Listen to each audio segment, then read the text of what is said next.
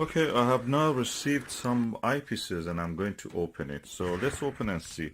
I guess it is a Televue. Okay, now I've opened this part. Oh, this is another box inside. So I'm going to open this box also.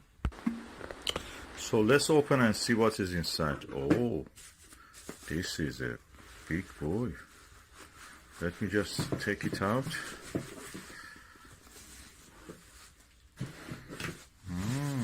Impressive. Let me remove this, put it away.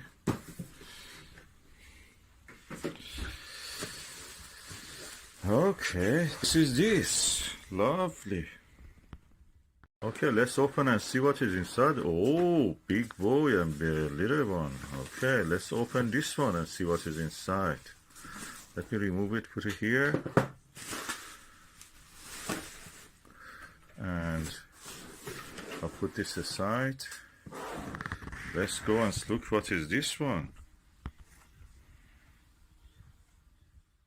Okay, let's see what is it. Tele Vue EP, I suppose, is eyepiece Delos. Oh, Tele Vue Delos 10mm. This is one of the best eyepieces that in the range of the Tele Vue.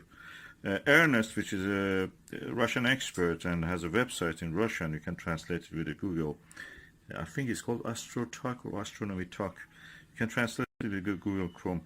I saw a link to it in the Cloudy Night, American website forum about astronomy, Cloudy Night, that they have given a link to that. And I looked at it and I has praised this as one of the best. So let's see what is inside. And when the moment of truth. Oh, look at this. It's like new. That's the Delos instruction. Delos eyepiece instructions. So what I have now is a 10. Originally I know that this was only 6, 10 and 17.3. Now they have extended it. There is also 8. And let's see what is inside here. Ooh, wow. This is the Delos is the scaled down Ethos, which is quite expensive. Ethos is very expensive. If you want to buy it, it's around 700, 800 pounds. And when you buy it, you discover that the eye placement and everything is not very good in a sense. But there are cheaper versions of it. First, Explore Scientific is cheaper, half the price of the Delos, Televue Delos. Then half of the price of the Explore Scientific 100-degree eyepieces is the APM.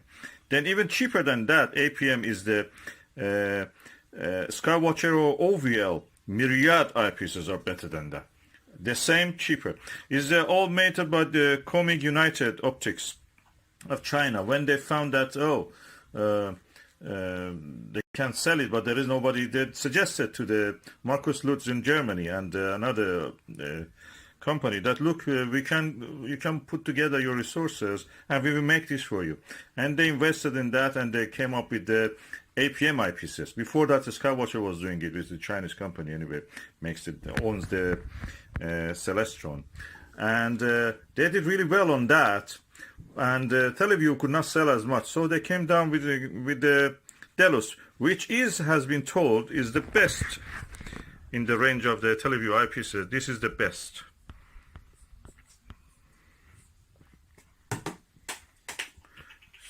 So, and if you want to know, the field of view of this is 72 degrees. Ethos is 100 degrees. This bottom thing is so tight. Let me just open it. Okay, I've opened it. And Delight, which is a scaled down version of this, has a field of view of 62. So, but Delight is equal. I've heard that people say Delight is equal almost to some other eyepieces. I forgot the name of it. This is competing with the Pentax XW and Morpheus. In some ranges, Morpheus and the Pentax XW are better. This one is the best of the Delos. And Delos has a locking mechanism that you can actually, I will show you when I've taken a few photos. And it has a good eye placement, good eye relief. It's not as tricky as the Nagler, some of the Naglers.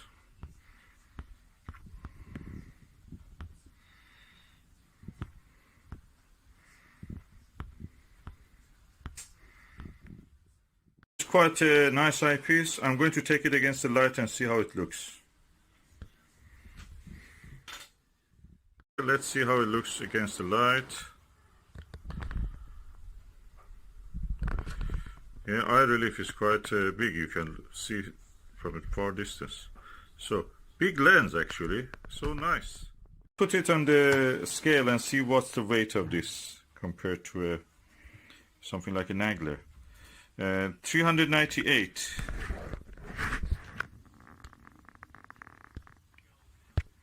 398, around 400 grams. If I put the caps, let's see how much.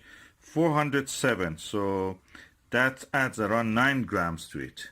So not bad. It's manageable for any telescope size. And so far so good. So I will do a test of this. As usual, I just want to say that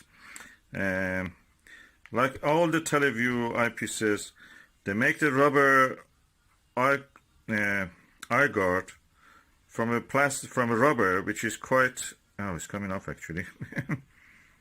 Yeah, anyway, from a rubber which is electrostatically charged, and it absorbs dust very easily. Takashi doesn't do that. Takashi LE range, the rubber eye guard that they have, doesn't absorb the dust. So I wonder why they don't do it with the Televue and similar eyepieces that they have. Rubber eye guards, that is the reason that many people go for the something like a Pentax XW. Well, anyway, it came along, it was quite cheap, 150, so I bought it. And you can actually move this upward. Let me just do it and I will show you how it looks. Extend it like that, it looks like that. The eye lens recedes back, inward, and the length of the eyepiece is increased. So that's the way it will look.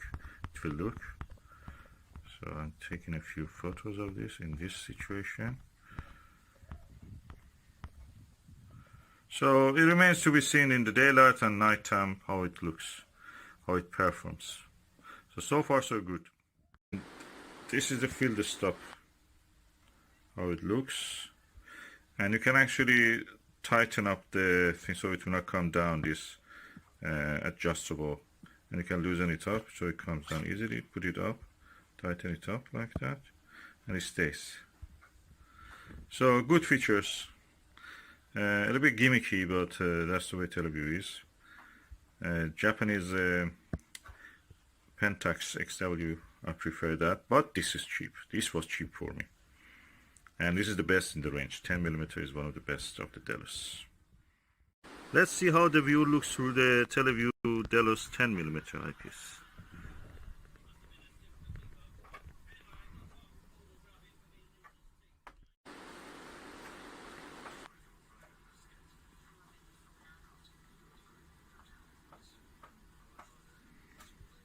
This is the view with the Televue Delos 10mm in a cloudy day, and you can see it's good.